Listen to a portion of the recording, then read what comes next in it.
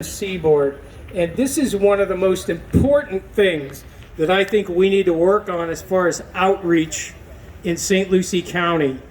Do you know, I'm not a wonky guy that's going to bore you with a bunch of statistics, but you have to know that Ron DeSantis carried 49% of the Hispanic vote in the last election. He would not be governor if it wasn't for the Hispanic and Latino vote. Same thing with Rick Scott. They love him. And same thing with President Trump as far as that goes. Huge inroads. If you are Hispanic, you may not realize it, but you're a Republican. And here's a guy that's going to explain why to you. Santiago Avila.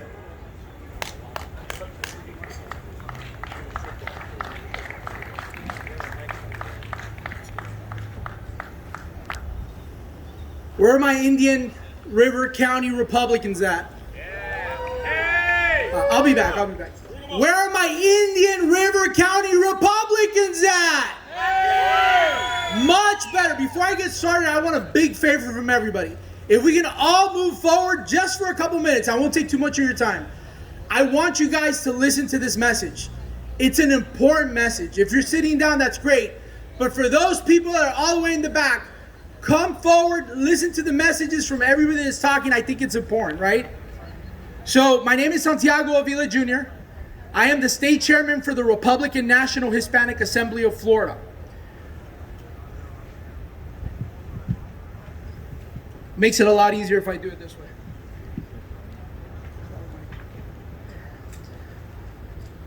How many of you right now have friends that are Hispanic or Latino? Raise your hands. In the back, how many of you have friends that are Hispanic or Latino? Raise your hand. Okay. Do you know somebody who is Cuban? Raise your hand. Somebody who is Venezuelan? Raise your hand. Colombian, Ecuadorian, El Salvadorian. I mean, it doesn't matter what country they're from. They're here in America for one reason. Freedom. People don't come to the United States of America because it's a racist country. That's not true. People don't come to America because they want handouts. That's not true. But we got to teach that to the Hispanic community that they're coming over. You see, when they're coming over here, they're literally presented with a party called the Democratic Party. And they go up to us Hispanics and they're like, hey, you want to join us because we're about democracy. Well, the United States is not Greece. We're not a democracy. We're a republic. Yeah. Amen.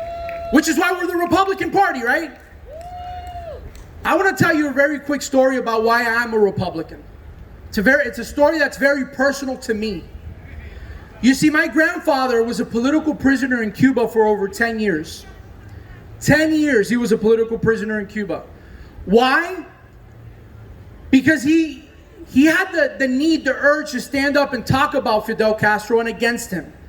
He saw what they were doing in this country. They were taking away their rights to own guns, and they were taking a lot of stuff from them, the ability to have freedom of speech, and they removed that away from him.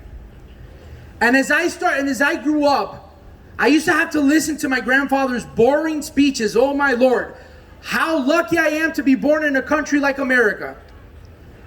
Every single time he would sit me down, he would tell me the same thing over and over again. The older I got, the more I realized that what he was telling me was quite true.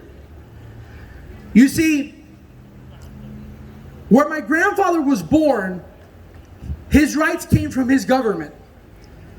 The government of Cuba gave him the right to be a Cuban. And it is now that I've come to realize that in the United States of America, we're endowed by our Creator with certain unalienable rights.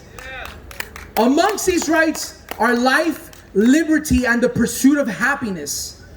In other words, there is no government entity in the United States of America that can say, Santiago, these are your rights. There is no government entity that can say, Santiago, you have to wear a mask because the Constitution comes with a asterisk or a pandemic clause.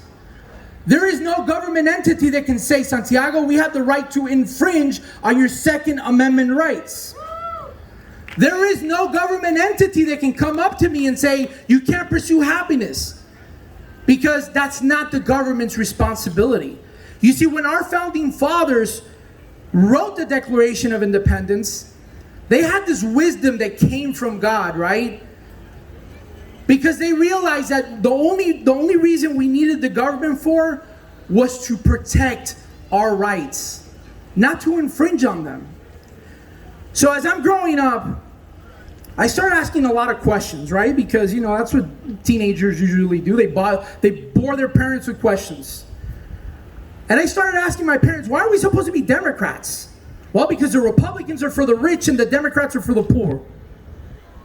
And then there was this weird election, probably non-controversial here in the state of Florida. It was with Al Gore and George Bush. Maybe you guys heard of it, right? I started doing some search on the internet when I had dial-up, and I remember running into some guy by the name of Ronald Reagan. Maybe you guys know who he is. I started hearing some of Ronald Reagan's speeches, and I'm like, hold on. This is what my parents raised me to believe in, so why are we not Republicans again? I grew up in a household where there was not one single Republican in it. I can tell you right now, there's probably a handful of Democrats left in my entire family. We are all Republican. But listen, let's not applaud about me being Republican or my family. We are people that believe in the Constitution of this country. Just think about this. What led a gentleman that's been in prison for over 10 years to take his 3 daughters, his very young son, and his wife on a boat, on a small boat across 99 miles of ocean to come to a country that's racist, right?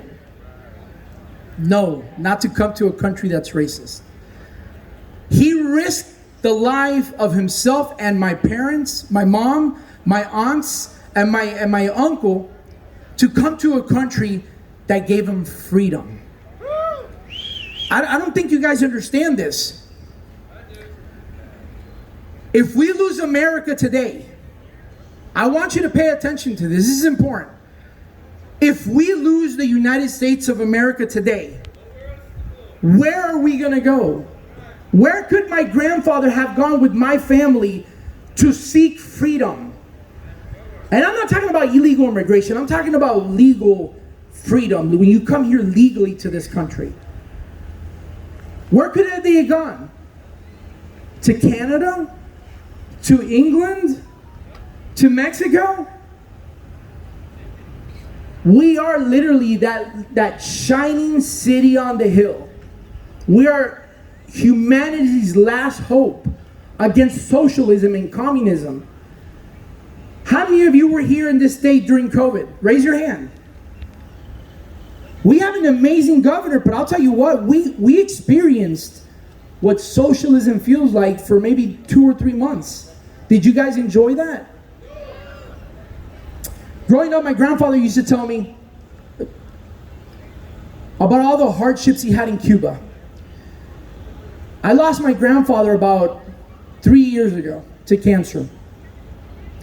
And during his trial and his journey combating this evil disease, I remember I told my grandfather, this country is so amazing. There's things that are set into place where you can stop working. He was a mechanic, and you can get some help and live a better life, at least your final days.